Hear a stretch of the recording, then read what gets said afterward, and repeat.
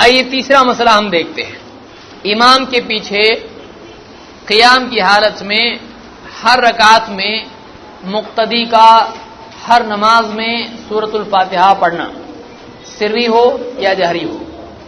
ہمارے نزدیک مقتدی کو امام کے پیچھے فرض یا نفل اور ہر رکعت میں جہری و سری میں سورۃ الفاتحہ کا پڑھنا لازم ہے. احناف کے نزدیک امام کے پیچھے جہری سری بالکل نہیں پڑھنا چاہیے.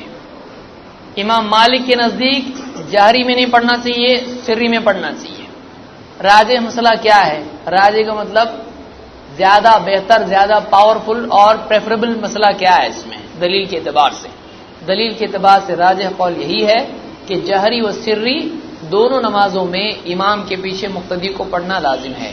دلائل کیا ہے؟ نمبر 1، عبادہ ابن صامت رضی اللہ تعالیٰ عنہ کی حدیث ہے، فرماتے ہیں ان رسول اللہ صلی اللہ علیہ وسلم قال، اللہ کے رسول صلی اللہ علیہ وسلم نے فرمایا، لا صلاۃ لمن لم يقرأ بفاتحۃ الکتاب، جو فاتحۃ الکتاب نہ پڑھے، جو سورۃ الفاتحہ کی قرأت نہ کرے، اس کی نماز نہیں، اس کی نماز نہیں. علماء نے اس کو امام البخاری اور مسلم دونوں نے روایت کیا ہے. علماء نے اس حدیث سے دلیل لی ہے اور کہا کہ نماز نہیں یہاں پر لا ہے اور صلاح ہے، تو یہاں پر نکرہ اور نفی دونوں جمع ہوتے ہیں، تو اس سے عموم کا فائدہ ہوتا ہے. یہ قاعدہ ہے، اس کو سمجھنے کی کوشش کریں. جب نماز نہیں ہوتی ہے سورۃ فاتحہ کے بغیر، کون سی؟ جب ذکر نہیں کیا گا مطلب ہر نماز نہیں ہوتی کا مطلب ہر نماز نہیں ہوتی ہے سورۃ فاتحہ کے بغیر. اور جو سورۃ فاتحہ نہ پڑھے اس کی نماز نہیں، مرد یا عورت بتایا نہیں ہم کو، جو نہ پڑھے وہ، جو بھی نہ پڑھے اس کی نہیں ہوتی ہے. مقتدی یا امام بتایا نہیں ہم کو، فرق نہیں کیا، فرق کرتے تو بتاتے. جو بھی نہیں پڑھے گا اس کی نماز نہیں ہوگی. تو علماء نے کہا اس حدیث سے عموم ثابت ہوتا ہے. عموم جنرل چیز جس کے اندر سب آ جاتا ہے، جس کے اندر ساری چیزیں آ جاتی ہیں. تو ہر نماز جس میں سورۃ فاتحہ نہیں ہوتی، اور ہر آدمی جو سورۃ فاتحہ نہیں پڑھتا ہے نماز میں، اس کی نماز نہیں ہوتی ہے. تو علماء نے کہا کہ ہر شخص کے لیے ہر نماز میں سورۃ فاتحہ پڑھنا ضروری اس حدیث سے ثابت ہوتا ہے. بعض حنفی علماء نے کہا کہ نہیں، اس میں امام کا نہیں، امام کا ہے یا منفرد کا ہے، مقتدی کا نہیں ہے. اس میں کیا دلیل ہے؟ اس میں تو واضح طور پر عموم ہے، اس کو کچھ لوگوں کے لیے خاص کرنا غلطی ہوگی جب تک کہ دلیل نہ ہو اس کے لیے. ہمارے نزدیک یہ سارے لوگوں کے لیے، وہ کہتے نہیں یہ مقتدی کے لیے نہیں ہے، امام کی قرأت مقتدی کے لیے کافی ہے. ہمارے نزدیک امام کی قرأت سورۃ الفاتحہ کی مقتدی کے لیے کافی نہیں ہے، اس کے سوا قرأت کافی ہے. مقتدی نہیں پڑھے گا تو بھی چلے گا، بلکہ اس نے نہیں پڑھنا چاہیے. جہری میں امام کی قرأت سننا چاہیے، لیکن جہری میں سورۃ الفاتحہ مقتدی نے بھی پڑھنا چاہیے. اس میں سے پہلے کہ میں علمی دلائل کی طرف جاؤں، تھوڑے غیر علمی دلائل جو عام طور سے لوگ دیتے ہیں. وہ کہتے ہیں، ایک صاحب کہنے لگے، وہ بہت مناظرے بہت کرتے ہو، انہوں نے کہا کہ دیکھیے آپ لوگ اگر کسی سے بات کرنے جائیں، کسی بادشاہ سے، کسی بڑے آدمی سے، 10-15 لوگ گئے، کیا کرتے؟ ایک آدمی ان میں سے آگے جاتا، باقی سب لوگ چپ چاپ پیچھے کھڑے رہتے. وہ آدمی جا کے بولتے دیکھو ہمارا ایسا مسئلہ ہے، اور ساری بات بیان کرتا ہے. یہ طریقہ ہوتا ہے، شریف لوگوں کا یہ طریقہ ہوتا ہے. آپ لوگوں کے یہاں سب کے سب چلاتے ہیں، ویسے تمہاری نماز میں بھی ہوتا ہے.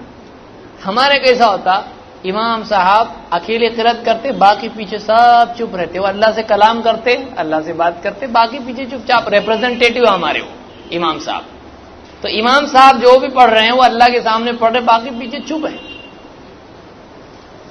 ابھی سننے کے اعتبار سے تو بات تو ٹھیک لگ رہی، ذرا رہیں گی نہیں لیکن لگ رہی تو صحیح. لیکن آپ سوچیں، ان سے یہی پوچھا جائے کہ قرأت تو بعد میں ہوتی ہے، ثنا پہلے پڑھی جاتی ہے. تو امام صاحب جب آپ امام کے پیچھے کھڑے ہوتے ہیں نماز کے لیے، چاہے فجر ہو یا ظہر ہو یا عصر ہو، تو امام صاحب سے پہلے آپ ثنا کیوں شروع کر دیتے؟ آپ ثنا پڑھتے کہ نہیں پڑھتے؟ سبحانک اللہم و بحمدک و تبارک اسمک پڑھتے نا، تو جب امام صاحب پڑھ رہے آپ تو کیوں پڑھ رہے؟ التحیات آپ کیوں پڑھ رہے؟ جب طے کر دیا تو بیچ میں کیوں بول رہے آپ؟ التحیات آپ پڑھ رہے ہو، اس کے بعد درود آپ پڑھ رہے ہو، اس کے بعد امام صاحب سلام پھیرے نا، السلام علیکم، آپ بھی السلام علیکم کر رہے ہیں، آپ بھی اللہ اکبر بول رہے ہیں، آپ کیوں بول رہے؟ جب آپ کی جگہ بول رہے ہیں نا ہو تو آدھا وہ بولے آدھا نہ بولے، اس کی کیا دلیل ہے؟ کون طے کرے گا؟ آپ طے کریں گے؟ نہیں، اللہ کے رسول صلی اللہ علیہ وسلم نے جیسا بتایا ویسے کرنے میں شرافت ہے آدمی کی۔ یہ عقلی دلیل بعض اوقات فٹ ایک جگہ بیٹھتی، ایک جیب میں فٹ بیٹھتا، دوسری جیب میں نہیں بیٹھتا۔ تو اس طرح کی عقلی دلیلوں سے اگر ہم دین کو ثابت کرنے لگیں تو دین کا حلیہ ادھیڑ دیں گے۔ ہر آدمی کی عقل الگ رہتی، ہر آدمی ایک الگ نیوٹن رہتا، تو دین کے ساتھ وہ کیا کرے گا؟ ہر آدمی کو لگے گا میری عقل میں تو ایسا آ رہا ہے، ابو کی عقل میں ایسا آ رہا، دادا کی عقل میں ایسا آ رہا، اور پوتی کی عقل میں کیسا آ رہا، وہ سب کی عقل کو پوتے میں ڈالے گا۔ ان کو کچھ بھی نہیں سمجھتا، میری عقل یہ آ رہی۔ دین کے ساتھ ہم عقل کا معاملہ کریں گے، دین آپریشن کرنے کے لیے نہیں ہے، دین اس کے لیے ہے کہ ہم جو ہے وہ شرافت سے اس پہ عمل کریں۔ تو اس طرح کی عقلی دلیلیں نہیں چلتی ہیں، ٹھیک ہے؟ اس کو بنائے ریپرزنٹیٹو، کون بولا آپ اس کو بنانے؟ کون بولا؟ جتنا پڑھنے بولے وہ اپنا پڑھنے کا، جتنا اس کو پڑھنے بولے وہ پڑھے گا۔ طے کون کرے گا؟ اللہ کے نبی صلی اللہ علیہ وسلم۔ ہم کو ایسا طے کیے، کہاں طے کیے؟ آئیے دلیل کیا ہے۔ امام ابو داؤد اپنی سنن میں حدیث نقل کرتے ہیں، سند کے ساتھ ذکر کیا انہوں نے کہ عن عبادۃ بن الصامت قال كنا خلف رسول اللہ صلی اللہ علیہ وسلم فی صلاۃ الفجر، کہتے ہیں ہم اللہ کے رسول صلی اللہ علیہ وسلم کے ساتھ فجر کی نماز میں آپ کے پیچھے تھے، یعنی ہم مقتدی تھے۔ کون سی نماز تھی؟ فجر کی نماز۔ فجر کی نماز میں جہری قرأت ہوتی ہے۔ جہری سری کیا ہے؟ جہر کا مطلب زور سے پڑھنا، سر کا مطلب آہستہ پڑھنا۔ جیسے عصر اور مغرب میں امام صاحب کون سی صورت پڑھ رہے ہیں ہم کو نہیں معلوم پڑتا، تو وہ سری نماز ہے۔ ظہر اور عصر میں امام صاحب کی قرأت ہم کو سننے نہیں آتی، لیکن باقی نماز فجر ہے اور اسی طرح سے مغرب ہے اور عشاء ہے، یہ جتنی بھی اندھیرے کی نمازیں ہیں سب زور سے پڑھتے ہیں، اجالے کی سب چپ چاپ پڑھتے ہیں۔ کیوں پڑھتے ایسا؟ ہمارے نبی صلی اللہ علیہ وسلم نے ایسے ہی سکھایا ہم کو، ہم ویسے ہی کرتے ہیں۔ فقرأ رسول اللہ صلی اللہ علیہ وسلم فثقلت علیہ القراءۃ، تو اللہ کے رسول صلی اللہ علیہ وسلم نے قرأت کی تو ہم پر قرأت بہت بھاری ہوئی، آپ پر قرأت بھاری ہوئی۔ فلما فرغ، جب آپ نماز سے فارغ ہوئے، قال لعلکم تقرؤون خلف امامکم، آپ نے کہا شاید تم امام کے پیچھے قرأت کرتے ہو۔ قلنا نعم، ہم نے کہا ہاں، حردا یا رسول اللہ، ہاں اللہ کے رسول ہم جلدی جلدی پڑھتے ہیں، حردا جلدی جلدی پڑھنا۔ قال لا تفعلوا الا بفاتحة الكتاب، آپ نے فرمایا فاتحۃ الکتاب کے سوا مت کرو، ایسا مت کرو سوائے سورہ فاتحہ کے۔ فإنه لا صلاة لمن لم يقرأ بها، اس لیے کہ جو اس کو نہ پڑھے اس کی نماز نہیں۔ وہی حدیث نماز نہیں آپ نے اکیلی حدیث میں بھی کہا، اور وہی بات اللہ کے نبی صلی اللہ علیہ وسلم نے کہاں کہی؟ جماعت کی نماز میں بھی، جہری نماز میں بھی، فجر کی نماز میں۔ راوی اس کے کون ہے؟ پچھلی روایت کی راوی کون ہے؟ عبادہ ابن صامت۔ اور یہ جو روایت ہے اس کے راوی کون ہے؟ یہ بھی تو معلوم ہے کہ اصل واقعہ تو جماعت ہی کی نماز کے بارے میں ہے اور مقتدی ہی کے بارے میں ہے، اور وہ بھی جہری نماز کے بارے میں ہے۔ اسی لیے آپ نماز پڑھ رہے تھے، حدیث کو سمجھیں، آپ حدیث کے الفاظ کی بنیاد پر حدیث کو سمجھیں، زبردستی توڑ مڑوڑ کے نہیں، جو ہے وہ ہے کہ آپ صلی اللہ علیہ وسلم فجر کی نماز پڑھا رہے تھے، آپ پر نماز میں قرأت بھاری ہوئی، مشکل ہوا آپ کے لیے پڑھنا، آپ کو بوجھل محسوس ہوا۔ آپ نے نماز کے بعد صحابہ سے پوچھا شاید تم امام کے پیچھے پڑھتے ہو؟ صحابہ نے کہا ہاں ہم پڑھتے ہیں، جلدی جلدی پڑھتے ہیں۔ آپ نے کہا مت پڑھو سوائے سورہ فاتحہ کے، اس لیے کہ جو سورہ فاتحہ نہ پڑھے اس کی نماز نہیں۔ یہاں سوال ایک یہ پیدا ہوتا ہے، آپ نے سوال پوچھنا ہے اور آپ نے ذہن میں رکھنا ہے اس کو، کہ صحابہ صرف سورہ فاتحہ پڑھتے تھے یا اور بھی پڑھتے تھے؟ صرف سورہ فاتحہ پڑھتے تھے نا؟ تو ہاں بول رہے، منع پھر کس سے کی ہے؟ سورہ فاتحہ کے سوا مت پڑھو کا مطلب سورہ فاتحہ بھی پڑھتے تھے اور سورت بھی پڑھتے تھے. تو آپ نے اس نماز میں کچھ قرأت سے منع کیا اور کچھ قرأت کا حکم دیا. ایک صاحب سوال بھیجے، ایک اجتماع میں ہم لوگ تھے، بات کر رہے تھے سوال کا، یہ کیا دلیل ہے کہ نماز میں قرآن میں 114 صورتیں ہیں، آپ 113 نہیں پڑھتے اور ایک ہی پڑھتے، ایسا کدھر ہے؟ تو عجیب بات ہے، حدیث ہے، حدیث کی کتاب میں لکھا ہوا ہے لا تفعلوا الا بفاتحۃ الکتاب. تم امام کے پیچھے قرأت کرتے ہو؟ ہاں. کہا مت پڑھو سوائے سورہ فاتحہ کے. تو مت پڑھو اور پڑھو کیا پڑھو؟ اور باقی تو کتنی صورتیں ہو؟ 113. پوری مت پڑھو. سورہ فاتحہ کے سوا کچھ مت پڑھو. اللہ کے سوا کوئی عبادت کے لائق ابا، نانا، دادا، چاچا، پتھر، پیڑ، آسمان، زمین، سورج، چاند، کچھ بھی نہیں. سب ٹوٹل نہیں معبود، صرف ایک معبود. تو استثناء اس طرح سے ہوتا ہے، سورہ فاتحہ کے سوا باقی جتنا بھی ہے کچھ بھی مت پڑھو. یعنی 113 صورتیں نہیں پڑھنے کا، اور کیا پڑھنے کا؟ صرف سورہ فاتحہ. تو آپ نے سورہ فاتحہ کا حکم دیا، باقی صورتوں سے منع کر دیا. اتنی سی حدیث میں سب سے منع ہو گیا سوائے سورہ فاتحہ کے. لیکن یہاں پر اجازت تھی یا حکم تھا؟ کوئی کہہ سکتا پڑھتے تھے، دیکھو حکم تھوڑی دیے تھے. پہلے حکم دیتے تو پوچھتے نہیں، شاید تم پڑھتے ہو پیچھے. سوچئے اس کو، اگر حکم دیا ہوتا پڑھو تو آپ کیوں پوچھتے شاید تم پڑھتے ہو امام کے پیچھے؟ تو آپ نے پوچھا تو معلوم ہے لوگ پڑھ رہے، ورنہ معلوم نہیں تھا پڑھتے، حکم تو دیا نہیں تھا اس طرح کا. پھر اس کے بعد کہا ٹھیک ہے سورہ فاتحہ پڑھا کرو، باقی مت پڑھنا. تو معلوم ہے اجازت دی ہے، حکم نہیں ہے. حکم بھی ہے، یہاں تک تو اجازت آئی مت پڑھو سوائے سورہ فاتحہ کے، اس سے سورہ فاتحہ کی اجازت مل رہی ہے. لیکن اگلا جملہ کیا بتا رہا ہے؟ یہ اجازت ضروری ہے، لازم ہے، یا بس چلتا نہیں کرے تو بھی چلتا؟ اس لیے کہ سورہ فاتحہ کے بغیر نماز نہیں ہوتی ہے. تو یہاں پر بتایا جا رہا ہے کہ سوائے سورہ فاتحہ کے کچھ مت پڑھو. کیوں؟ کوئی پوچھ سکتا ہے کہ سورہ فاتحہ کیوں؟ جب منع کرے تو سب سے منع کرو نا، ایسا کوئی پوچھ سکتا ہے. یا کوئی آدمی صرف سورہ فاتحہ کیوں، باقی کیوں منع ہے؟ اس لیے کہ سورہ فاتحہ کے بغیر نماز نہیں ہوتی، اس لیے تم کو پڑھنا ہی پڑے گا. اور یہ کوئی معنی نہ لے یہاں پر کہ یعنی پہلے پڑھتے تھے حکم نہیں تھا. حکم سورہ فاتحہ کا تھا، لیکن صحابہ نے یہاں پر یہ سمجھا کہ سورہ فاتحہ کے سوا بھی پڑھ سکتے ہیں. اس لیے جو نہیں معلوم تھا آپ نے کہا شاید پڑھتے ہو تم، تو آپ نے منع کیا کس سے؟ اس سے جو سورہ فاتحہ کے سوا ہے. تو آپ نے نہیں کہا تھا پڑھنے کے لیے، وہ صحابہ اپنے طور پر پڑھتے تھے، آپ نے اس سے منع کر دیا، اور جو اصل بات تھی اس کو باقی رکھا، اس لیے کہ سورہ فاتحہ کے بغیر نماز نہیں ہوتی. اگر یہ ایسا ہوتا کہ آپ نے بتایا نہیں تھا تو پھر سورہ فاتحہ کے بغیر نماز نہیں ہوتی، اور آپ پڑھا رہے نماز اور سورہ فاتحہ کے بغیر نماز نہیں ہوتی. کسی دن آپ نے پوچھ لیا پڑھتے کہ نہیں پڑھتے، ایسا ہو سکتا ہے؟ یعنی سورہ فاتحہ کے بغیر نماز نہیں ہوتی ہے. اللہ کے نبی صلی اللہ علیہ وسلم کو معلوم ہے، اور آپ کے پیچھے لوگ پڑھ رہے اور آپ نے بولے نہیں سورہ فاتحہ پڑھنا چاہیے، اور پھر کسی دن آپ بول رہے ہیں کہ سورہ فاتحہ کے بغیر نماز نہیں ہوتی. ایسا ہوگا؟ آپ کریں گے ایسا؟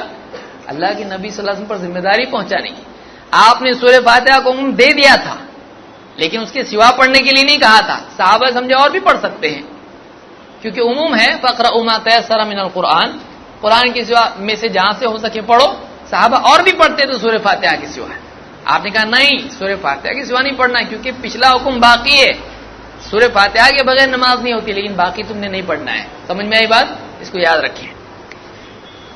اس حدیث سے معلوم ہوا کہ جہری نماز میں مقتدی کو امام کے پیچھے سورۃ الفاتحہ پڑھنا چاہیے، اور یہ حکم اجازت اباحت کا نہیں ہے، بلکہ یہ وجوب اور فرضیت کا ہے. اس کے بغیر نماز نہیں ہوتی کا مطلب یہ نماز کا رکن ہے. نماز کا رکن کن چیزوں کو کہتے ہیں؟ جن کے بغیر نماز نہیں ہوتی. نماز کا رکن ان چیزوں کو کہتے ہیں جن کے بغیر نماز نہیں ہوتی ہے. سورہ فاتحہ کے بغیر نماز نہیں ہوتی کا مطلب نماز کا پلر ہے یہ، اس کے بغیر نماز ہی نہیں ہوتی ہے. تو یہ حدیث بتاتی ہے کہ مقتدی کو بھی امام کے پیچھے سورہ فاتحہ پڑھنا چاہیے. اس حدیث کی سند میں بعض لوگوں نے اعتراض کیا ہے. کیا اعتراض کیا ہے؟ اس حدیث کی سند میں ایک راوی ہے محمد ابن اسحاق. محمد ابن اسحاق صاحب مغازی، ان کی یہ مغازی مشہور جو ہے عالم ہیں، جو سیرت پر ان کی کتاب ہے سیرت ابن اسحاق، اور اس سے اختصار کیا ہے اس کا ابن ہشام نے، سیرت ابن ہشام۔ تو ابن اسحاق محدثین میں سے ہیں اور مغازی کے ماہرین میں سے ہیں۔ مغازی اللہ کے نبی صلی اللہ علیہ وسلم کی سیرت کو بولتے، پہلے لوگ مغازی اس کو بولتے تھے، بعد میں سیرت بولنے لگے اس کو۔ تو ان کے بارے میں ہے کہ یہ راوی جو ہے یہ مدلس ہے۔ مدلس کس کو کہتے ہیں؟ مدلس اس کو کہتے ہیں کہ جو اپنے زمانے کے کسی راوی سے ایسے راوی سے روایت بیان کرے جس سے اس نے وہ روایت نہیں سنی ہے۔ مدلس کس کو بولتے ہیں؟ جو اپنے دور کے کسی ایسے راوی سے روایت نقل کرے جس سے اس نے براہ راست روایت نہیں سنی ہے، اور عن کے لفظ سے اس کو بیان کرے کہ فلاں سے خبر ہم کو ملی ہے۔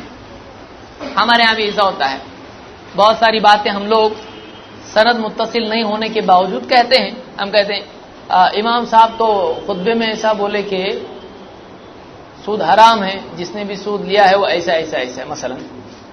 تو کوئی آدمی پوچھے آپ تھے کیا خطبہ میں جمعہ کو؟ تو آپ فلاں علاقے میں چلے گئے تھے؟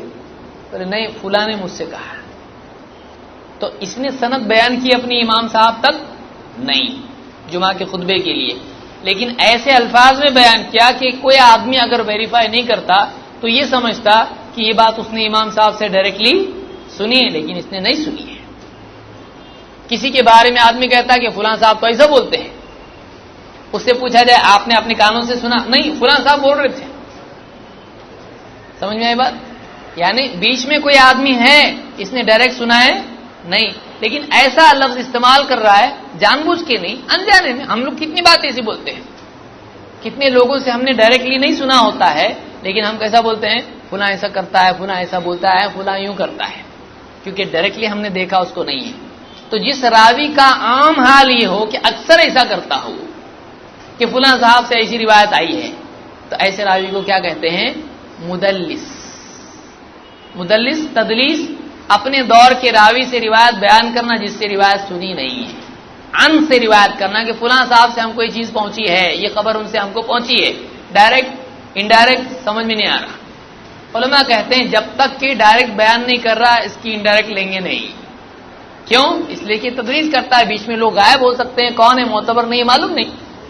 تو جب تک کہ یہ خود نہ کہے کہ مجھ سے فلاں نے حدیث بیان کی، میں نے فلاں سے حدیث سنی، مجھ کو فلاں نے خبر دی، میں نے سنا وہ فلاں یوں کہہ رہا تھا، تب تک کہ اس کی حدیث لیں گے نہیں۔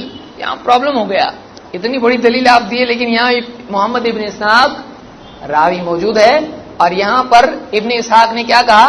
ان محمد ابن اسحاق ان مکحول، مکحول سے روایت ان کو پہنچی ہے، تو ان کہا کہ نہیں کہا؟ تو جب مدلس راوی ان سے روایت نقل کرے تو وہ روایت معتبر ہوتی ہے نہیں، جب تک کہ سماع کی یا تحدیث کی صراحت نہ کر دے۔ اس طرح سے بولا جاتا ہے، سنا فلاں نے مجھ سے بیان کیا، جب تک کہ بیان نہیں کرتا ہے وہ حدیث نہیں لیں گے۔ کیا حدیث دلیل بن سکتی ہے؟ نہیں۔ تو پھر بیان کیوں کیے؟ بیان اس لیے کیے اس لیے کہ ابن اسحاق نے حدیث سنی نہیں سنی کلیئرلی معلوم یہاں تو نہیں ہو رہا ہے، لیکن مسند احمد اور دارقطنی میں معلوم پڑتا ہے کہ سنی ہے۔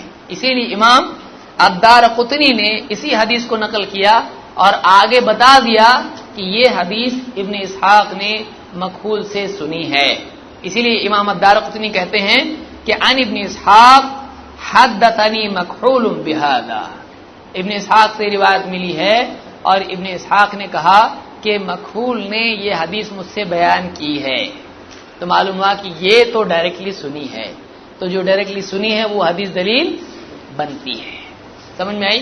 بہت سارے لوگ اب بولے والے لوگ بتاتے نہیں، معلوم رہتا سب، بولتے ہیں کہ دیکھو یہاں ایسا ہے، یہ راوی ایسا ہے، یہ مدلس ہے، اور یہ راوی ان سے ذکر کر رہا ہے، لیکن دارقطنی میں ہے، علماء نے بتایا ہے، لیکن اس کو لاتے نہیں سامنے۔ اللہ تعالیٰ ہدایت دے۔ تو دارقطنی کی اس روایت سے معلوم ہوا کہ ابن اسحاق نے یہ حدیث مکحول سے سنی ہے براہ راست۔ حدثنی کہنا مجھ سے حدیث بیان کی ڈائریکٹلی ان پرسن، تو اس سے یہ حدیث صحیح ثابت ہوتی ہے، اور عام طور سے علماء نے کہا کہ یہ حدیث صحیح ہے۔ اسی لیے جسے امام الخطابی نے کہا کہ یہ حدیث صحیح ہے، لا مطعن فی، اس میں کوئی مطعن نہیں ہے، اس میں کوئی جرح نہیں ہے، یہ بالکل معتبر حدیث ہے۔ مزید اس روایت کے راوی کون ہیں؟ عبادہ ابن صامت۔ آئیے دیکھتے ہیں عبادہ ابن صامت رضی اللہ تعالیٰ کا اپنا عمل کیا تھا، وہ بھی پڑھتے تھے کہ نہیں پڑھتے تھے۔ ابن ابی شیبہ رحمۃ اللہ علیہ نے اپنی مصنف میں، وہ مصنف نہیں، بعض لوگ غلطی سے مصنف ابن ابی شیبہ پڑھتے ہیں، مصنف میں زمین آسمان کا فرق ہے۔ مصنف کے معنی ہوتے ہیں کتاب تصنیف دینے والا، آتھر، کمپائل کرنے والا، لکھنے والا۔ مصنف جس میں ہوتا اس کا مطلب ہوتا کرنے والا۔ مصنف جو لکھے ہوئے کو مصنف بولتے ہیں۔ عربی زبان میں جو مفعول ہوتا ہے، آبجیکٹ ہوتا ہے، وہ ہمیشہ مفتوح ہوتا ہے۔ مصنف ابن ابی شیبہ میں امام ابن ابی شیبہ نے یہ روایت نقل کی، فرماتے ہیں حدثنا وکیع عن ابن عون عن رجاء ابن حیوة عن محمود ابن ربیع قال صلیت صلاة وإلى جنبی عبادة بن الصامت۔ محمود ابن ربیع کہتے ہیں کہ میں نے نماز پڑھی عبادہ ابن صامت رضی اللہ تعالیٰ کے پڑوس میں، یعنی میں آپ کے بازو میں ہی تھا اور میں نے نماز پڑھی۔ قال فقرأ بفاتحة الكتاب، کہتے ہیں عبادہ ابن صامت رضی اللہ تعالیٰ نے فاتحۃ الکتاب پڑھی نماز میں مقتدی بن کر۔ آپ کہیں امام تھے کہ مقتدی تھے، کیسے معلوم پڑا؟ بازو میں امام صاحب کے کون کھڑے ہوتے مقتدی بازو میں کھڑے، میں نے بازو میں نماز پڑھی ان کی، الی جنبی، میرے بازو میں کون تھے؟ عبادہ ابن صامت، یعنی یہ دونوں بھی کیا تھے؟ مقتدی تھے۔ قال فقرأ بفاتحة الكتاب قال فقلت له یا ابا الولید، میں نے ان سے کہا اے ابو الولید، الم اسمعک تقرأ بفاتحة الكتاب، کیا میں نے آپ کو سورۃ الفاتحہ پڑھتے نہیں سنا؟ قال اجل، انہوں نے کہا ہاں، انہ لا صلاۃ الا بها، اس لیے کہ اس کے سوا نماز نہیں ہوتی ہے۔ کوئی آدمی کہے گا یہ اکیلے کی نماز ہو سکتی ہے، اکیلے کی نماز، اس میں جماعت کی نماز کدھر ہے؟ آپ بتائیے، یہ سوال ایسا پوچھیں گے، سورہ فاتحہ پڑھتے آپ؟ یعنی انفرادی نماز میں آدمی سورہ فاتحہ پڑھتے، آپ ایسا پوچھے گا؟ ہر ایک کو معلوم ہے سورہ فاتحہ پڑھتے ہیں نماز میں، بچوں کو بھی ہمارے معلوم ہے۔ یہ جماعت کی نماز تھی، اسی لیے ہم بول رہے کہ آپ سورہ فاتحہ پڑھتے ہیں، تو نے کہا ہاں، اس لیے کہ نماز نہیں ہوتی اس کے بغیر، ورنہ اگر انفرادی نماز ہے، پوری امت کو معلوم ہے سورہ فاتحہ نماز میں پڑھی جاتی ہے، ہمارے بچوں کو معلوم ہے سورہ فاتحہ پڑھی جاتی ہے، تو یہ انفرادی نماز نہیں ہے۔ یہ کون سی نماز ہے؟ جماعت کی، اسی لیے دونوں بازو میں پڑھ رہے ہیں اور یہ نماز پڑھ رہے ہیں، تو یہ سورہ فاتحہ پڑھ رہے ہیں، تو انہوں نے سنا یہ سورہ فاتحہ پڑھ رہے ہیں، کہا آپ سورہ فاتحہ پڑھتے ہیں؟ کہا ہاں، اس لیے کہ نماز نہیں ہوتی اس کے بغیر۔ تو یہ کیا ہے؟ کس کا عمل ہے؟ راوی کا عمل خود دلیل ہوتا ہے۔ احناف کے نزدیک راوی کا عمل اور روایت اگر الگ ہو تو عمل کو ترجیح دی جاتی ہے۔ احناف کا قاعدہ ہے کہ راوی اپنی روایت کو زیادہ جانتا ہے، اگر راوی روایت بیان کر کے اس پر عمل نہ کرے وہ دلیل بنتی، اس لیے ذکر کرتے ہیں کہ سفیان الثوری روایت بیان کرتے ہیں سینے پر باندھنے کی، لیکن سفیان الثوری کا عمل ہے ناف کے نیچے باندھنا، تو ان کا عمل دیکھیں گے کہ ان کی روایت دیکھیں گے؟ ہم کہتے ہیں روایت دیکھیں گے، وہ کہتے ہیں عمل دیکھیں گے۔ کیوں؟ اس لیے کہ دلیل علم میں ہے، راوی کے عمل میں نہیں ہے، نبی کے عمل میں ہے۔ صاف ستھرا قاعدہ ہے، کیا ہے؟ دلیل کس میں؟ نبی کے عمل میں ہے کہ راوی کے عمل میں ہے؟ ہمارے نزدیک دلیل نبی کے عمل میں ہے، وہ نبی کا عمل بیان کر رہا، ہو سکتا ہے ان کے نزدیک کوئی اور عذر ہو، کوئی دلیل ہو، ان کے نزدیک وہ حدیث ضعیف ہو سکتی ہے، ان کے نزدیک اور عمل افضل ہو سکتا ہے، کچھ بھی ہو سکتا ہے۔ ہم کو ان کا عمل دیکھنا ہے کہ نبی کا عمل دیکھنا ہے؟ ہمارے نزدیک قاعدہ یہ ہے کہ راوی اور اس کی روایت میں اگر اختلاف ہوتا ہے تو راوی کی روایت دیکھی جائے گی۔ کیوں؟ اس لیے کہ ہم اس کے مکلف ہیں کہ جو نبی سے پہنچا اس کی اتباع کریں۔ دوسری بات، یہاں قاعدہ چھوڑ دیتے ہیں، کیوں؟ اس لیے کہ راوی کا عمل کیا ہے؟ قرأت کرنے کا ہے، تو اب احناف کو چاہیے کہ راوی کا عمل لینا کے احتمالات کو، کہ جس نے روایت بیان کی نماز نہیں ہوتی ہے وہ کہہ رہا ہے امام کے پیچھے بھی پڑھنا چاہیے، اللہ کے نبی صلی اللہ علیہ وسلم کا عمل بھی بتا رہے ہیں راوی صحابی، اور یہ کہہ رہے کہ نہیں یہ منفرد کے لیے الگ ہے، مقتدی کے لیے الگ ہے، امام کے لیے الگ ہے. تو یہ عجیب بات ہے کہ ایک جگہ ایک قاعدہ، دوسری جگہ ایک قاعدہ، کیا فائدہ؟ تو اس روایت سے بات معلوم ہوئی کہ عبادہ ابن صامت رضی اللہ تعالیٰ عنہ کا عمل امام کے پیچھے پڑنے کا تھا. آئیے اور ایک صحابی دیکھتے ہیں جن سے شیطان بھاگتا تھا.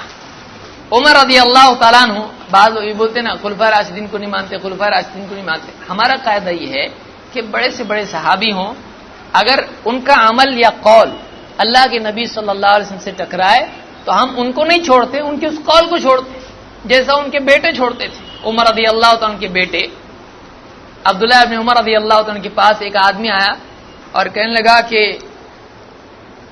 حج تمتع کے بارے میں پوچھا، اور تفصیل میں نہیں جاؤں گا. حج تمتع کس کو کہتے ہیں؟ حج تمتع حج کی ایک قسم ہے. اس نے آگے کہا حج تمتع کا کیا؟ انہوں نے کہا کہ اللہ کے نبی صلی اللہ علیہ وسلم حج تمتع کرتے تھے، آپ نے کیا؟ ایک ہی حج کیا آپ نے، حج تمتع تھا. انہوں نے کہا لیکن حضرت عمر تو منع کرتے تھے نا. انہوں نے کہا نبی صلی اللہ علیہ وسلم کا عمل تیرے نزدیک زیادہ قابل اقتداء ہے میرے باپ کا عمل. ایک روایت میں ہے کہ ابن عباس کے سامنے بھی ایسی مسئلہ آیا کہ کسی نے کہا کہ ابو بکر و عمر رضی اللہ تعالیٰ حج تمتع سے منع کرتے تھے. انہوں نے کہا مجھ کو ڈر ہے کہیں آسمان سے پتھر نہ برسے. میں کہتا ہوں اللہ کے نبی صلی اللہ علیہ وسلم نے کیا اور تو کہتا ہے ابو بکر و عمر نے ایسا کہا. یعنی صحابہ کا یہ منہج تھا کہ بڑے سے بڑے صحابی بھی اگر کوئی بات کہتے ہیں ان کو نہیں چھوڑیں گے، ان کا احترام نہیں چھوڑیں گے، ان کی اقتداء نہیں چھوڑیں گے، لیکن وہ بات جو ان کی اللہ کے نبی صلی اللہ علیہ وسلم سے ٹکراتی ہے اس بات کو بڑے احترام کے ساتھ چھوڑیں گے. ہو سکتا ہے ان کو معلوم نہ ہو سکتا ہے ان کو معلوم نہ ہو، یہ سوچ کے ان کے بارے میں اچھا گمان رکھیں. ہم کبھی غلط گمان صحابہ کے بارے میں نہیں رکھتے ہیں، لیکن ہر صحابی کو ہر بات معلوم ہو ایسا نہیں ہے. اسی لیے حضرت عمر کو آپ دیکھیے معلوم نہیں تھا کہ 3 مرتبہ اجازت لیتے ہیں اس کے بعد واپس جاتے ہیں. اسی لیے حضرت عمر نے خود کیا کہا، بخاری مسلم کی روایت ہے، انہوں نے خود کہا الہانی خفی علی ھذا من امر رسول اللہ صلی اللہ علیہ وسلم. اللہ کے نبی صلی اللہ علیہ وسلم کی بات دیکھو میرے سے چھپی رہ گئی. کون کہہ رہا ہے؟ جھوٹ بولتے تھے. یہ وہ صوفیوں کی طرح نہیں تھے صحابہ کہ تواضع میں بھی جھوٹ بول سکتے ہیں. سچے لوگ تھے وہ، خوشی میں، غم میں، غصے میں اور ہر حالت میں سچ بولتے تھے وہ لوگ. انہوں نے کہا مجھ پر اللہ کے نبی صلی اللہ علیہ وسلم کی یہ بات چھپی رہ گئی. الہانی الصفق بالاسواق، بازار میں تجارت کرنے نے دیکھو میرے کو غفلت میں ڈال دیا ہے. ایک اتنی کام کی چیز میرے سے رہ گئی، نہیں معلوم تھا ان کو. بعض اوقات ایک معمولی آدمی نے اتنی سادہ چیز نہیں معلوم، نہیں معلوم تو نہیں معلوم. زبردستی کا نہیں کہ شاید ایسا ہوگا، نہیں، وہ بات کے دور میں آیا. یہ صحابہ نہیں معلوم، معلوم، دو کے بیچ میں تیسرا کچھ نہیں تھا ان کے پاس. اسی لیے کہتے ہیں لا ادری نصف العلم، نہیں معلوم آدھا علم ہے. شاید سے ساری مصیبت آتی ہے. عمر رضی اللہ تعالیٰ کے بارے میں زید ابن شریک فرماتے ہیں، غالباً یہ یزید ابن شریک ہے، یہاں پر کتابت میں کچھ غلطی ہوئی ہے. انہ سأل عمر، انہوں نے عمر رضی اللہ تعالیٰ سے پوچھا، یزید بن شریک ہے. انہ سأل عمر، انہوں نے عمر رضی اللہ تعالیٰ سے پوچھا، عن القراءۃ خلف الامام، امام کے پیچھے قرأت کے بارے میں انہوں نے پوچھا. امام کے پیچھے قرأت کے بارے میں عمر رضی اللہ تعالیٰ سے پوچھا. فقال اقرأ بفاتحة الكتاب، حضرت عمر نے کہا سورہ فاتحہ پڑھ. فاتحۃ الکتاب کا مطلب کتاب کو شروع کرنے والی سورت. کون سی ہے وہ؟ سورہ فاتحہ. ہمارا کھانا بھی شروع کرنے والے وہی ہے، دیکھ کھلنے والی فاتحہ بھی وہی ہے. نام سے لوگ جو ہیں فاتحہ سے دلیل پکڑتے ہوئے، فاتحہ ہے نا، صرف فاتحہ نہیں دیں گے تو کیا کریں گے؟ فاتحہ نماز کی فاتحہ ہے، وہ قرآن کی فاتحہ، وہ کھانے کی فاتحہ نہیں ہے. فقال اقرأ بفاتحة الكتاب، اس لیے کہ فاتحۃ الکتاب اس کو کہا گیا ہے، کتاب کی فاتحہ ہے وہ. یہاں پہ وہی الفاظ ہے. آپ عربی کا قاعدہ اگر جانتے ہیں تو آپ کو معلوم ہوگا، فاتحۃ الکتاب جیسے بیت اللہ کہتے ہیں، بیت اللہ، بیت اللہ اللہ کا گھر، فاتحۃ الکتاب تو کتاب کی فاتحہ. فقال اقرأ بفاتحة الكتاب، انہوں نے کہا فاتحۃ الکتاب پڑھ. یعنی قرأت خلف الامام کے بارے میں پوچھا، امام کے پیچھے پڑھوں کہ نہیں پڑھوں؟ کہا فاتحۃ الکتاب پڑھ. قلت وان كنت انت، انہوں نے پوچھا کہ آپ ہوں تب بھی، یعنی آپ امام ہوں تب بھی، کیونکہ امام کون تھا اس زمانے میں؟ حضرت عمر تھے، خلیفہ امام تھا. قال وان كنت انا، میں رہوں تب بھی. قلت وان جہرت، انہوں نے پوچھا آپ اگر جہری قرات کریں تب بھی، یعنی فجر مغرب عشاء ہو تب بھی؟ قال وان جہرت، کہا ہاں میں اگر زور سے قرات کروں تب بھی سورہ فاتحہ پڑھیں. تو خلفائے راشدین میں سے عمر رضی اللہ، اور اس کی سند صحیح ہے، یہ دار قطنی اور بہقی میں روایت موجود ہے. تو عمر رضی اللہ تعالیٰ کا خود مسئلہ یہ تھا کہ امام کے پیچھے مقتدی کو سورۃ الفاتحہ پڑھنا چاہیے، اور چاہے وہ سری نماز ہو یا جہری نماز ہو، امام کے پیچھے پڑھنا چاہیے. کون کون سے علماء ہیں جو امام کے پیچھے پڑھنے کے قائل ہیں؟ امام الترمذی رحمۃ اللہ علیہ فرماتے ہیں سنن الترمذی میں، وقد اختلف اہل العلم فی القراءۃ خلف الامام، علماء میں اہل علم میں امام کے پیچھے قرات کے سلسلے میں اختلاف ہے. فرأى اکثر اہل العلم من اصحاب النبی صلی اللہ علیہ وسلم والتابعین ومن بعدهم القراءۃ خلف الامام، کہتے ہیں کہ اللہ کے نبی صلی اللہ علیہ وسلم کے صحابہ، تابعین اور ان کے بعد والوں میں سے اکثر اہل علم نے امام کے پیچھے پڑھنے کو کہا ہے. اکثریت کے یہاں اکثریت بھول جاتی ہے. اللہ کے نبی صلی اللہ علیہ وسلم کے صحابہ، تابعین اور ان کے بعد تبع تابعین میں سے اکثر اہل علم نے امام کے پیچھے پڑھنے کو کہا ہے. وَبِهِ يَقُولُ مالک ابن انس، یہی قول ہے امام مالک ابن انس کا، وعبداللہ ابن المبارک اور عبداللہ ابن مبارک کا، والشافعی واحمد واسحاق، امام شافعی، امام احمد اور اسحاق ابن راہوی. تو یہ بھی ایک امام گزرے ہیں، بڑے امام میں سے ہیں، ائمہ میں سے ہیں، اور امام احمد کے زمانے کے ہیں اسحاق ابن راہوی. اسحاق ابن راہوی بہت لمبا واقعہ، لمبا ہے، میں ذکر نہیں کروں، کبھی اور ذکر کروں گا. بہت لمبا سفر کر کے گئے تھے، ایک مسجد میں گئے، پڑاؤ ڈالا، مسجد والے نے کہا رہنا نہیں، اگر نہیں نکلیں گے تو ہاتھ پاؤں پکڑ کے باہر نکالیں گے. کس کو بولے؟ امام اسحاق ابن راہوی کو. گئے کس سے ملنے کے لیے؟ امام احمد سے. پہچانتے نہیں تھے ان کو.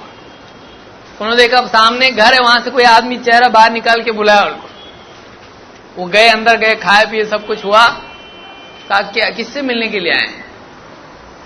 کہا کہ میں احمد سے ملا. کہ میں احمد. امام احمد نے ان کو اپنے گھر میں لیا، کھلائے پلائے. لمبا واقعہ ہے، میں کسی اور دن ذکر کروں گا، اس میں بہت ساری باتیں ہیں. تو یہ اسی دور کے امام احمد کے زمانے کے ہیں. تو امام مالک، شافعی اور احمد تین امام ہیں. تینوں امام کہتے ہیں کہ امام کے پیچھے مقتدی کو قرات کرنا چاہیے. تین امام بول رہے پڑھو، اور یہ نہیں پڑھ رہے ہیں ہم کو پیچھے پڑھے ہمارے، کیوں پڑھ رہے؟ تین امام ہیں، تینوں امام کہتے ہیں امام کے پیچھے پڑھنا چاہیے. یہ امام الترمذی نے اپنی سنن میں ذکر کیا. امام ترمذی کی سنن کی خصوصیت یہ ہے کہ حدیث بیان کرتے ہیں، حدیث کا درجہ بیان کرتے ہیں، حدیث کے اور طرق کی طرف اشارہ کرتے ہیں کہ فلاں صحابی سے بھی اسی معنی میں حدیث آئی ہے. پھر اس کے بعد علماء میں سے اقوال ذکر کرتے ہیں کہ یہ مسئلہ کون کون سے صحابہ، تابعین وغیرہ اس کے قائل ہیں، اماموں میں سے کون قائل ہیں، راویوں کے نام جو اس میں کنفیوژن ہوتا ہے اس کو دور کرتے ہیں. تو یہ امام ترمذی کی سنن کی خصوصیت، بہت عمدہ کتاب ہے. شبہات کیا ہیں؟ امام کے پیچھے بعض لوگ کہتے ہیں نہیں پڑھنا چاہیے. کیوں نہیں پڑھنا چاہیے؟ قرآن کریم کی آیت ہے، کہتے ہیں وَإِذَا قُرِئَ الْقُرْآنُ فَاسْتَمِعُوا لَهُ وَأَنصِتُوا لَعَلَّكُمْ تُرْحَمُونَ. جب قرآن پڑھا جائے تو دھیان سے سنو اور چپ رہو تاکہ تم پر رحم کیا جائے. تو کہتے ہیں قرآن کے وقت میں کیا کہا گیا ہے کہ جب قرآن پڑھا جائے تو دو کام کرو. ایک، دھیان سے سنو. نمبر دو، کیپ کوائٹ، چپ رہو، بالکل پڑھنا نہیں. کیوں؟ تاکہ تم پر رحم کیا جائے. تو یہاں پر دو چیزوں کا حکم ہے، دھیان سے سننا، چپ رہنا. تو امام کے پیچھے پڑھنا تمہارا نہ دھیان سے سننا ہے نہ چپ رہنا ہے. اولاً تو اس آیت میں ایسا کدھر ہے نماز میں؟ اس آیت میں عموم ہے. احناف کے نزدیک قاعدہ ہے کہ آیات کے عموم کو متواتر یا مشہور حدیث ہی سے خاص کیا جا سکتا ہے. تو ان کو کوئی حق نہیں پہنچتا ہے کہ یہ کہیں کہ یہ نماز کے بارے میں ہے، اس لیے کہ کوئی متواتر روایت اس کے بارے میں بتائیں کہ اس سے معلوم ہوتا ہے کہ یہ نماز کے ساتھ ہے، یا کوئی مشہور روایت بتائیں، نہیں ایسا ہے۔ تو آحاد سے جو کہ متواتر روایت کے اتنی روایتیں ہوں، اتنے راویوں سے آئی ہو کہ ہر دور میں اتنے لوگ تھے کہ کبھی جھوٹ نہیں بول سکتے اتنے سارے لوگ، تو ایسی روایت ہی سے وہ باتیں مانتے ہیں۔ تو اس آیت میں اللہ تعالیٰ نے ایسا نہیں کہا ہے کہ قرآن نماز میں جب پڑھا جائے تو تم اس کو دھیان سے سنو اور چپ رہو، نمبر 1۔ نمبر 2، یہ آیت مکہ میں نازل ہوئی، اور جو حدیث ہم نے ذکر کی وہ کہاں کی ہے؟ مدینہ کی ہے۔ تو یہ مکہ کا حکم ہے، اور مدنی اللہ کے نبی صلی اللہ علیہ وسلم اس کو ہم سے زیادہ سمجھتے ہیں، اسی لیے جب آپ نے کہا پڑھو تو ہم پڑھتے ہیں، اگر آپ کہتے ہیں مت پڑھو تو ہم نہیں پڑھتے۔ آپ نے مت پڑھو بھی بولے، پڑھو بھی بولے، تو ہم دونوں پہ عمل کریں گے۔ مت پڑھو بولے کہ نہیں بولے؟ مت پڑھو بھی کہا اور پڑھو بھی کہا۔ تو جو قرآن میں سورہ فاتحہ کے سوا ہے، مت پڑھو چپ رہو، اور پڑھو سورہ فاتحہ پڑھو۔ تو جو ہمارے نبی صلی اللہ علیہ وسلم نے قرآن کے نازل ہونے کے بعد ہم کو حکم دیا ہے، ہم اس کو کریں گے۔ تو ایسا کیسا قرآن حدیث ٹکرارا کیسا؟ یہاں پہ ٹکرارا نہیں، اس کو استثناء کہتے ہیں، اس کو ایکسیپشن کہتے ہیں۔ ایکسیپشن کے کیا معنی ہے؟ کہ ایک عام قاعدے میں سے ایک چیز کو چھوٹ دی جاتی ہے، ایسا ہوتا ہے اور ایسا ہمیشہ ہوتا ہے۔ جیسا مثال کے طور پر آپ کہیں انسان میرا پاگل ہے نا، تو اس کا مطلب کیا آپ اپنے کو بھی جمع کر لیے اس میں؟ اور اس میں انبیاء بھی آتے ہیں کیا؟ آپ انبیاء کے بارے میں سوچے تھے؟ اس وقت میں آپ کے ذہن میں انبیاء تھے ہی نہیں، لیکن آپ نے ایک عام لفظ استعمال کیا، لیکن اس سے مراد خصوص ہے، ایسا بھی ہوتا ہے، اس سے مراد خصوص ہوتا ہے۔ آپ بولتے ہو میں نے زمین خریدا، پوری زمین خریدا، کتنا بڑا مالک ہو گیا، بہت امیر ہو گیا، پوری دنیا خریدا اس نے، زمین خریدا انہیں فلاں علاقے میں اتنی 2 گنٹا خریدا، لیکن بولتا کیسا؟ زمین بولتا کہ نہیں بولتا؟ زبان ہوتی ہے، یہ لینگویج ہے، یہ جیسا اردو میں عربی میں بھی ہوتا ہے ایسا۔ تو اس طرح سے بعض اوقات ایک جنرل ہوتا ہے لیکن اس سے خصوص مراد ہوتا ہے، کبھی بالعکس ہوتا ہے، خصوص ہوتا ہے لیکن اس سے عموم مراد ہوتا ہے۔ تو یہاں پر دیکھیے اس میں آیت میں اللہ تعالیٰ نے قرآن کے وقت میں استماع اور انصات کا حکم دیا، ہم اس پہ بعد میں آئیں گے استماع اور انصات کے بارے میں، لیکن یہاں پر اللہ کے نبی صلی اللہ علیہ وسلم جب ہم کو کہا سورہ فاتحہ پڑھو تو ہم پڑھیں گے، اور باقی میں چپ رہیں گے، دھیان سے سنیں گے اور کچھ نہیں پڑھیں گے۔ یہ کیونکہ حدیث مقدم ہے قرآن کے عموم پر، کیونکہ قرآن کو سمجھتے ہیں اللہ کے نبی صلی اللہ علیہ وسلم۔ قرآن کے نازل ہونے کے بعد جب آپ بتا رہے ہیں تو آپ کی بات ماننی پڑے گی، کیونکہ آپ کو سمجھتا تھا، آپ کا کام سمجھانا تھا قرآن کو، صحیح ہے۔ اللہ تعالیٰ نے قرآن کریم میں جیسے کہا کہ وَمِن كُلِّ شَيْءٍ خَلَقْنَا زَوْجَيْنِ لَعَلَّكُمْ تَذَكَّرُونَ، ہم نے ہر چیز میں سے جوڑا بنایا تاکہ تم غور کرو۔ تو فرشتوں میں بھی جوڑے ہیں، مرد عورت فرشتوں میں بھی ہے نہیں ہے۔ وَمِنَ الْمَاءِ یعنی وَجَعَلْنَا مِنَ الْمَاءِ كُلَّ شَيْءٍ حَيٍّ، اللہ نے کہا ہر چیز کو ہم نے پانی سے زندہ بنایا ہے، یعنی ہر چیز کو ہم نے پانی سے پیدا کیا زندہ۔ فرشتے پانی سے بنے نہیں۔ تو یہاں پر بعض اوقات عموم ہوتا ہے لیکن سمجھنے والے کو سمجھتا ہے کہ اس کو چھوڑ کے بولا جا رہا ہے، اس کو استثناء کہتے ہیں، اس کو ایکسیپشن کہتے ہیں۔ تو قرآن کی آیات سے احادیث استثناء بناتی ہیں، ہمارا یہ عقیدہ ہے۔ نہیں تو مچھلی کھانا چھوڑ دیجئے، کیونکہ قرآن میں کیا ہے؟ تمہارے لیے انما حرم علیکم المیتہ، مرا ہوا تم پر حرام ہے۔ اب مچھلی کو کیا بولتے؟ بسم اللہ اللہ اکبر بولتے، تو مرے بعد کھاتے کہ نہیں کھاتے اس کو؟ حدیث میں آیا نا، اچھا ابھی حدیث یاد آئی۔ قرآن میں کہیں نہیں ہے کہ تمہارے لیے مری ہوئی مچھلی حلال ہے، کہیں نہیں ہے قرآن میں۔ حدیث میں اللہ کے نبی صلی اللہ علیہ وسلم نے بتلایا، جب صحابہ سفر میں گئے تو انہوں نے مری ہوئی مچھلی آئی، کہا کہ اللہ نے تمہارے لیے بطور رزق دیا تھا، لاؤ مجھ کو بھی دو میں بھی کھاتا، تاکہ بتائیں یہ حلال ہے، میں خود کھا رہا ہوں۔ تو مری ہوئی مچھلی کیا ہے؟ لیکن قرآن میں کیا ہے؟ مردار۔ تو یہ مری ہوئی کی زندہ ہے، زندہ ہی کھاتے، تڑپ رہی اور کھا رہے پھر بسم اللہ اللہ اکبر نہیں، وہ بھوری لوگ کرتے ہو۔ ہمارے یہاں نہیں کرتے ہیں اس طرح سے، کرتے ہیں بعض لوگوں نے کہا بوری لوگ ذبح کرتے ہیں، تو مچھلی کو ذبح کہاں سے کیا جائے گا؟ تو مچھلی کو ذبح نہیں کیا جاتا ہے، لیکن مچھلی مری ہوئی کھا سکتے ہیں کہ نہیں کھا سکتے ہیں؟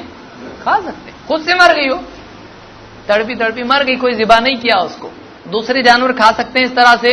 نہیں، لیکن مچھلی تو وہ بھی تو مری ہوئی ہے، تو مرا ہوا قرآن کا عام حکم ہے، لیکن مچھلی کے بارے میں آپ نے خود حدیث میں بتایا کہ احلت لنا میتتان، ہمارے لیے دو مردہ حلال کیے گئے ہیں، اس میں سے کیا ہے؟ الحوت مچھلی اور الجراد ٹڈی، ٹڈی جو ہے، ٹڈی اور مچھلی حلال ہے ہمارے لیے، تو حدیث بتاتی ہے کہ حلال ہے۔ ایسا اسی پہ اگر ہم بولیں گے بہت دیر ہو جائے گی، ہم لوگوں کو ایک قاعدہ یاد رکھیے کہ قرآن کو سمجھنے کے لیے حدیث ضروری ہے، اور قرآن کے عموم کو حدیث مقید کرتی ہے۔ مثال کے طور پر اور ایک مثال دیتا تھوڑا طبیعت اچھی رہے گی آپ کی۔ قرآن میں اللہ نے فرمایا سورہ البقرہ ہی میں، سیقول جب آپ پڑھتے ہیں شروع کریں گے، قرآن میں اللہ تعالیٰ فرماتا ہے وَمِنْ حَيْثُ خَرَجْتَ فَوَلِّ وَجْهَكَ شَطْرَ الْمَسْجِدِ الْحَرَامِ، جہاں سے بھی آپ باہر آئیں یا جہاں سے بھی آپ نکلیں، آپ اپنے چہرے کو مسجد حرام کی طرف رکھیں۔ وَحَيْثُ مَا كُنْتُمْ فَوَلُّوا وُجُوهَكُمْ شَطْرَهُ، اور جہاں کہیں آپ ہوں اپنا چہرہ مسجد حرام کی طرف ہی رکھیں۔ تو اب آپ بتائیے اس سے بڑا مصیبت انسان کو کیا ہوگی؟ پیچھے سے کوئی آواز دیا تو آپ نے ہمیشہ سب نے قبلے کی طرف ہی رہنا، نماز کا تذکرہ ہی نہیں اس کے اندر، وہ تو حدیث آپ کو بتاتی ہے کہ یہ کس کے بارے میں ہے؟ یہ نماز کے بارے میں ہے، ورنہ آیت تو بتا رہی جہاں کہیں ہو اپنا چہرہ کہاں رکھیں؟ مسجد حرام کی طرف۔ جینا حرام ہو جائیں گے آدمی۔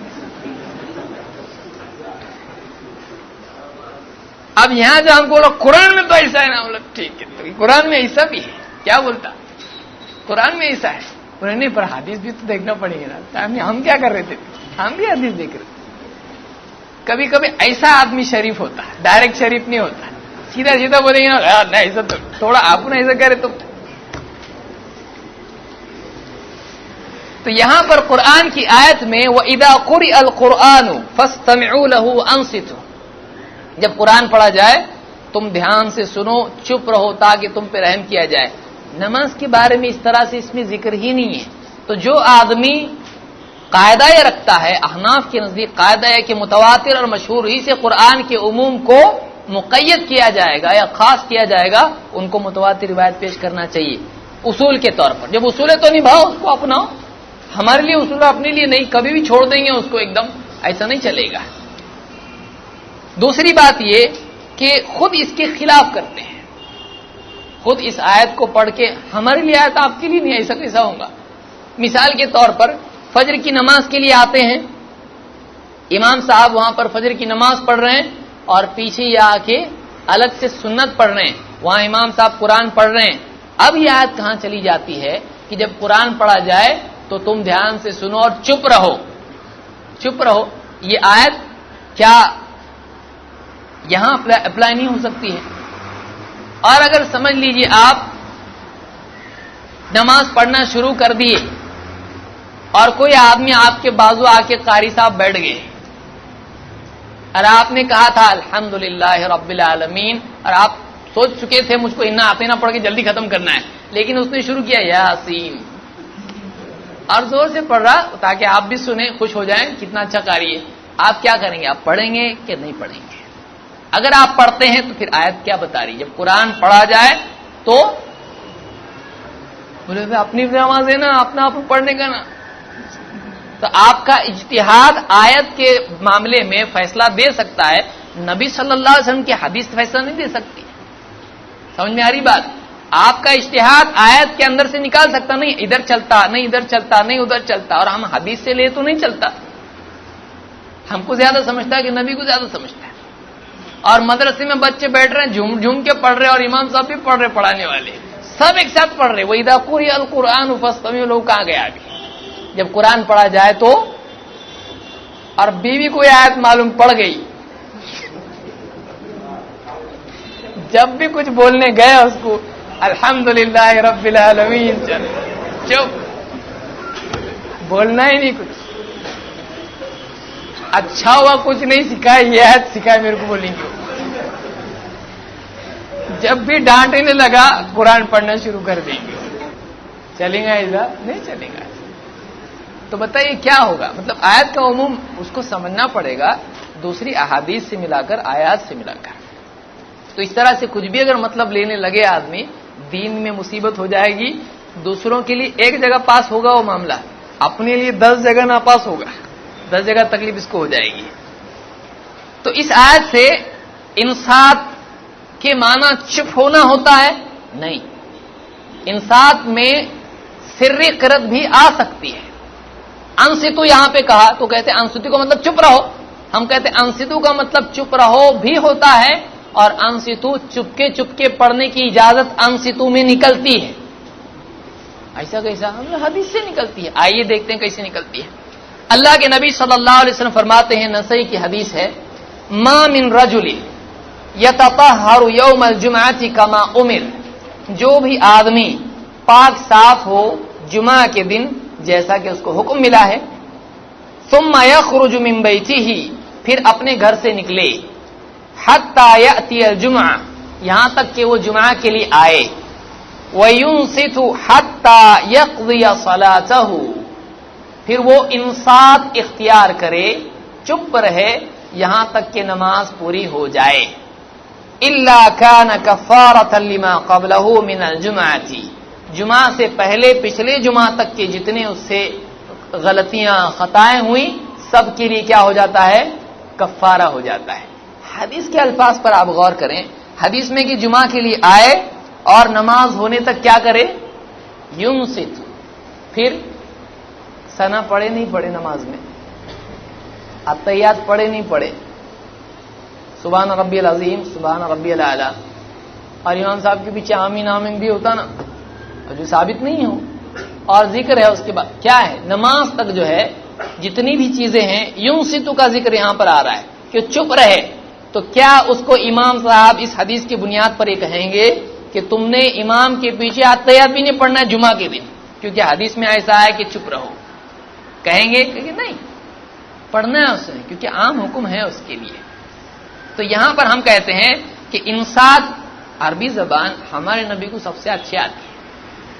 اللہ کے نبی صلی اللہ علیہ وسلم نے جہاں پر نماز ہونے تک انصات کا حکم دیا ہے سے مراد یہی ہے کہ آدمی چپکے پڑھ لے تو انصات کے خلاف، انصات یعنی چپ رہنا، اس کے خلاف نہیں ہوتا ہے. اسی لیے یہاں پر بھی انصتو جو ہے قرآن کی آیت میں چپکے امام کے پیچھے پڑھیں تو اس میں وہ انصات کے خلاف نہیں ہوتا ہے. سمجھ میں آئی بات؟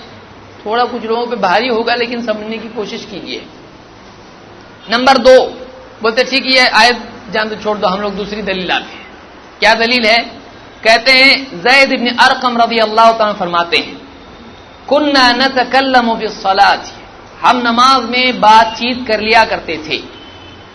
یکلم الرجل صاحبہ، آدمی اپنے ساتھی سے بات کرتا تھا. وہو الی جنبہ فی الصلاۃ، وہ اس کے پڑوس میں نماز ہی میں ہوتا تھا لیکن ساتھی اس سے بات کر لیتا تھا، نماز میں بات چیت کرتے تھے شروع میں. حتی نزلت، یہاں تک کہ یہ آیت نازل ہوئی، وقوموا للہ قانتین، اور تم سب کے سب اللہ کے لیے قانت بنے کھڑے رہو، یعنی فرما بردار بنے، سکوت اختیار کرے ہوئے کھڑے رہو، خشوع کے ساتھ کھڑے رہو، باادب کھڑے رہو. تو کہتے ہیں فَأُمِرْنَا بِالسُّكُوتِ وَنُهِينَا عَنِ الْكَلَامِ، تو ہم کو سکوت کا حکم دے دیا گیا اور کلام سے منع کر دیا گیا. تو کہتے ہیں دیکھو کلام سے منع کیا گیا وہ تو ہو گیا، بات چیت نہیں کرنا، اور سکوت کا حکم دیا گیا. سکوت کا مطلب کیا ہوتا ہے؟ خاموش. تو بات نہیں کرنا وہ بھی ہو گیا، اس سے بات چیت منع ہو گئی، اور سکوت کا حکم آیا اس کا مطلب باقی سب بھی منع ہو گیا. یہ استدلال بعض لوگوں نے کیا ہے، اب جس کو جیسا کرنا ہے کرتا ہے، ہر ایک کی اپنی اپنی سوچ ہے. تو کہتے ہیں کہ یہاں پر ہم کو سکوت کا حکم ہوا تو سکوت کی بنیاد پر کہتے ہیں کہ چاہے جہری نماز ہو یا سری ہو، اس میں سری اور جہری کے لیے نہیں آیا حکم، اس لیے ہم کو چپ رہنے کا حکم ہوا تو ہم چپ رہتے ہیں چاہے جہری نماز ہو یا سری نماز ہو. اس طرح سے استدلال کیا لوگوں نے. ہم کہتے ہیں کہ سکوت کا مطلب چپ ہونے کا ویسا نہیں ہوتا ہے، پڑھتے پڑھتے بھی چپ ہو سکتا ہے آدمی، جو سری پڑھنا ہو اس کو بھی سکوت کہا جا سکتا ہے۔ ایسا ہے کیا؟ آئیے، یہ حدیث بخاری مسلم کی ہے۔ آگے آتے ہیں، بخاری میں کتاب الاذان میں ایک روایت ہے، ابو ہریرہ رضی اللہ عنہ فرماتے ہیں کان رسول اللہ صلی اللہ علیہ وسلم یسکت بین التکبیر و بین القراءۃ اسکاتۃ، اللہ کے رسول صلی اللہ علیہ وسلم تکبیر اور قرات کے بیچ میں سکوت اختیار کرتے تھے، کچھ تھوڑا سا۔ قال احسبه قال ہنیۃ، کہتے راوی کہتے میں سمجھتا ہوں انہوں نے کہا ہنیۃ کا مطلب تھوڑی دیر۔ فقلت بأبی وأمی یا رسول اللہ، میں نے کہا میرے ماں باپ آپ پر فدا ہوں اے اللہ کے رسول، اسکاتک بین التکبیر والقراءۃ، تکبیر اور قرات کے بیچ میں آپ سکوت اختیار کرتے ہیں، ما تقول، آپ کیا کہتے ہیں اس میں؟ سمجھ میں آئی بات؟ آپ تکبیر کہتے اللہ اکبر، تھوڑی دیر چپ رہتے آپ، اس کے بعد سورہ فاتحہ پڑھتے، وہ جو چپ رہتے آپ اس میں کیا پڑھتے ہیں؟ تو معلوم ہوا کہ چپ رہتے ہیں، اور تو سکوت کچھ پڑھنے کی نفی ہوتی ہے اس سے کہ آدمی سکوت کے ساتھ بھی، آپ خود اپنی زبان بولتے چپ چاپ پڑھائی کرو، بولتے کہ نہیں بولتے؟ چپ چاپ پڑھتے بیٹھو وہاں پہ، آپ اردو زبان میں استعمال کرتے، عربی میں بھی ایسا ہوتا ہے۔ حضرت ابو ہریرہ کیا فرما رہے ہیں؟ آپ جو چپ رہتے نا بیچ میں قرات کے اور الحمدللہ رب العالمین آپ شروع کرتے پڑھنا، اس سے پہلے تھوڑی دیر امام صاحب ہمارے بھی چپ رہتے، ہم بھی پوچھنا ایسا امام صاحب کو، آپ جو چپ رہتے، جو اس کے بعد میں تکبیر کے بعد میں قرات تک آپ جو چپ ہو جاتے تو کیا پڑھتے آپ؟ تو بھی بتائیں گے، آپ کو دھیان نہیں دیں گے میں کیا بول رہا، بولے آپ چپ رہتے اور پڑھتے بھی، ارے یہ تو گڑبڑ ہے، پھنسا رہا ہے مجھ کو، بعد میں آؤ، 8 سال ہم نے کیا کیا؟ اسکاتک بین التکبیر والقراءۃ، تکبیر اور قرات کے بیچ میں آپ سکوت اختیار کرتے ہیں، چپ ہو جاتے ہیں، ما تقول، آپ کیا کہتے ہیں؟ اللہ کے نبی صلی اللہ علیہ وسلم نے یہ نہیں کہا کہ چپ ہوتا ہوں میں کیسے کچھ کہہ سکتا ہوں، چپ ہونے کا مطلب نہیں سمجھتا، عربی نہیں آتی، ایسا نہیں کہا۔ آپ صلی اللہ علیہ وسلم کو اچھی عربی آتی تھی، ابو ہریرہ رضی اللہ عنہ کو عربی آتی تھی، ہمارے یہاں تھوڑی عربی کم آتی ہے، اسی لیے اللہ کے نبی صلی اللہ علیہ وسلم نے فرمایا قال اقول، میں کہتا ہوں اللہم باعد بینی و بین خطایایا کما باعدت بین المشرق والمغرب، میں کہتا ہوں اللہ، پوری دعا آپ نے پڑھی، اللہم باعد بینی و بین خطایایا کما باعدت بین المشرق والمغرب، اللہم نقنی من الخطایا کما ینقى الثوب الابیض من الدنس، اللہم اغسل خطایایا بالماء والثلج والبرد۔ الفاظ کے فرق کے ساتھ یہ مختلف روایتوں میں یہ دعا آئی ہے۔ تو یہ دعا آپ پڑھتے تھے کب؟ جب آپ چپ ہوتے تھے۔ تو ہم کہتے ہیں چپ ہونے کا مطلب کچھ نہیں پڑھنا ہوتا ہے، عربی کے قاعدے کے اعتبار سے اور حدیث کے اعتبار سے چپ ہونے کا مطلب کچھ نہیں پڑھنا نہیں ہوتا ہے۔ تو ہم چپ بھی ہوتے ہیں اور پڑھتے بھی ہیں، چپ چپ پڑھتے ہیں ہم لوگ، چپ چاپ ہم لوگ پڑھتے ہیں، اور انصات کے ساتھ ہم لوگ کیا کرتے ہیں؟ پڑھتے ہیں۔ تو حدیث کے خلاف یہ نہیں ہے۔ اللہ کے نبی صلی اللہ علیہ وسلم کو زیادہ سمجھتا تھا ہمارے مقابلے میں کہ اللہ تعالیٰ نے سننے کے لیے کہا، چپ ہونے کے لیے کہا، دھیان دینے کے لیے کہا۔ تو عربی زبان کے اعتبار سے یہ چیز اسی طرح سے ہوتی ہے۔